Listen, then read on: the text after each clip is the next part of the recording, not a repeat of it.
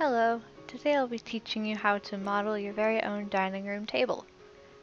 This table is going to be in a style that could be paired very nicely with the dining room chair that I made in a previous tutorial. Okay, so like the chair, we're going to start with the front legs first. Now for making the table, we have to keep the scale of the chair in mind. So when I made the chair, I made it 2 blocks wide. So what I'm going to do is, since I'm starting at the head of the table, I'm going to make it about 2.5 to 3 blocks wide. It won't, of course, won't be exact because I don't know exactly, where I would have to go to make an exact measurement, but I can get it to a size that'll be appropriate for the size of the chairs. So the legs of the table are similar to the legs of the chair in that they are smaller at the bottom and widen out towards the middle. So how about we bring this leg up? Let's see, we want to fit 2 chairs in here comfortably. So I think where it's at should be good. Maybe one more out. And I'll bring it over here one. Now to get it in a spot close to the middle, I will move it out 3. Or 0.3. It's currently not a square. Not sure how it became a non-square, but I can fix that. Now it's a square. Okay. So the height of the legs should be definitely taller than where it's at currently. I'm thinking there will be good.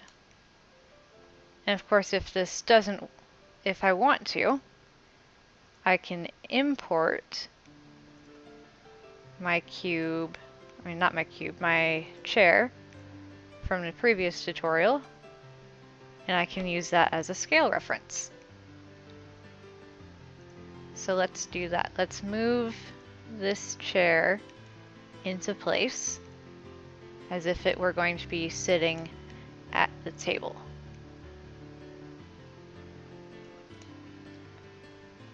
With that, we can scale the table accordingly. So I think that this height will be good, and I'm going to move it over some, so it's a little bit close. Right there. Okay. So now I will go back into edit mode and come over to my tools. I'm going to loop cut it and slide the loop cut down to about there. I will select these edges and these edges as well and scale these out like we did for the chair.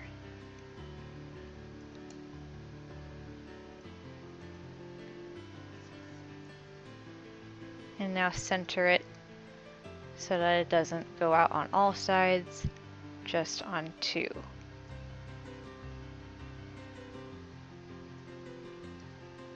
we go. And we'll make it a little bit thinner on the bottom like we did for the chair.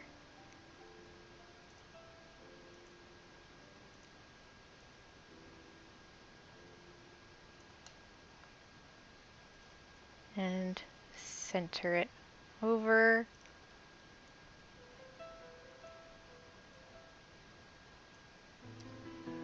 There we go. There's a leg. Now this time, all of the legs are the same, so I can set my pivot point to the 3D cursor, duplicate it, mirror it on the x-axis, and then flip the normals. Now I can select both of these and duplicate them, mirror them on the y-axis,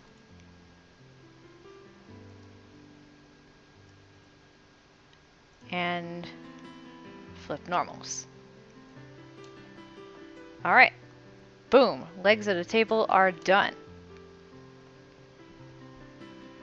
Tables are pretty easy to make. Okay, the next thing that the table needs is the slats that support the tabletop. So let's add another cube, make it pretty thin, and bring it over to the legs. Make sure to bring the pivot point back to median point. I'll make this wider, make it a little bit thinner.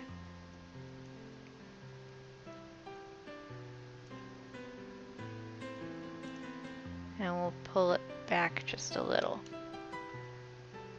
Duplicate that. Bring it across to the other side.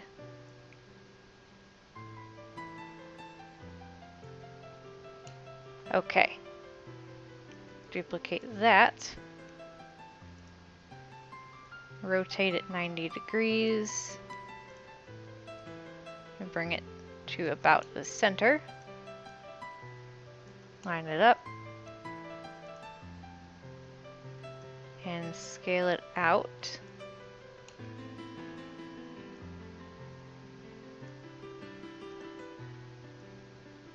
And move it into place. Duplicate one last time. And move it into place.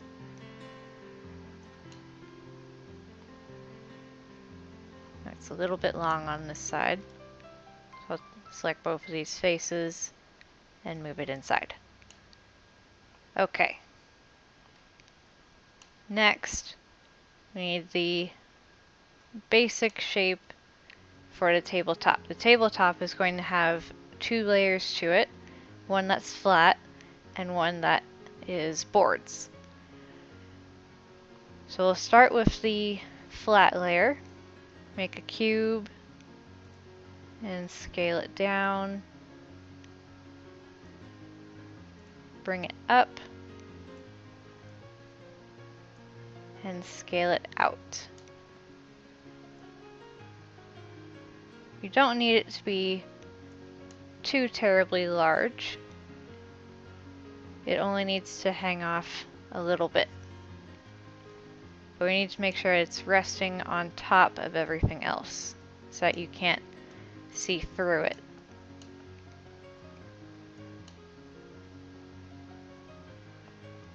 So I will bring it up just a hair. I think that's good, just like that. Now we need the boards on top. There can be as many boards as you want. I will make probably 5 or 6, depending on how they scale out to be. So I'm going to duplicate this and bring it up so it's on top of the table, but not too far. Alright, now we need to make it pretty thin.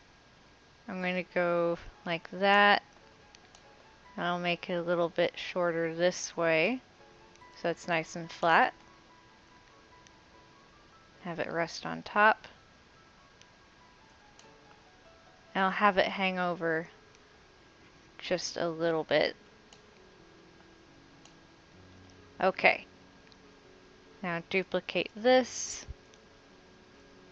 and move it over. Duplicate it and move it over. I think that comes out pretty evenly. We'll duplicate again and move it over. One last time and move it over. Okay, so now we have the basic shape for the table. And we can smooth out the shading. And it looks a little bit weird, but it won't once we add the modifier, the Subdivision Surface. Okay, now it looks wonky and freaky and nothing like a table anymore. So, remember what we did for the chair? We added edge loops next to all the edges so that it retains its shape. So let's work on that. I'll start with the legs, loop cut it for the bottom and the top, loop cuts on the sides, not too close, not too far. And I will do this for every little bit of geometry, and then we'll come back.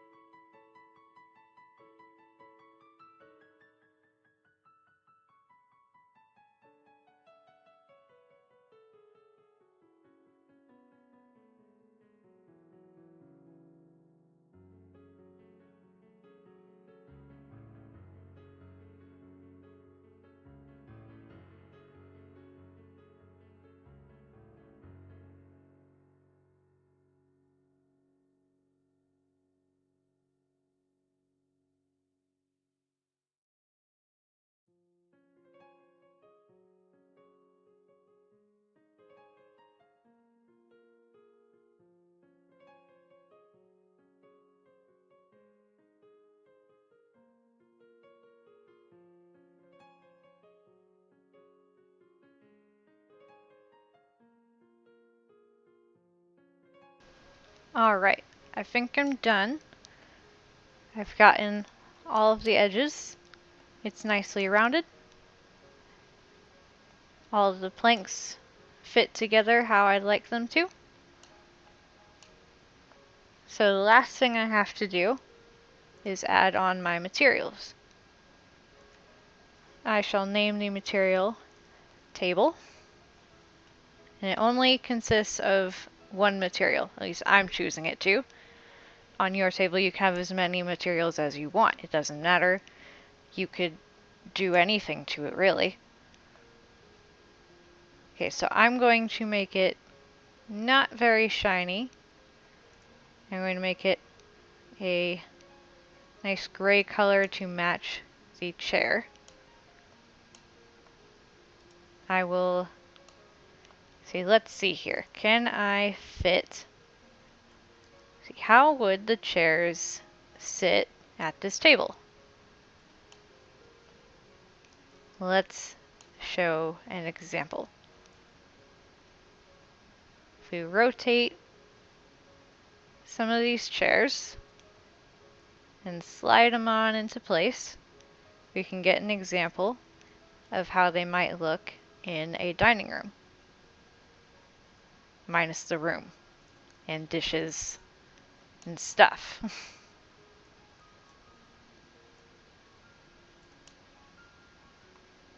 Let's make sure that these chairs are not inside of each other, because that's not how chairs work in the real world.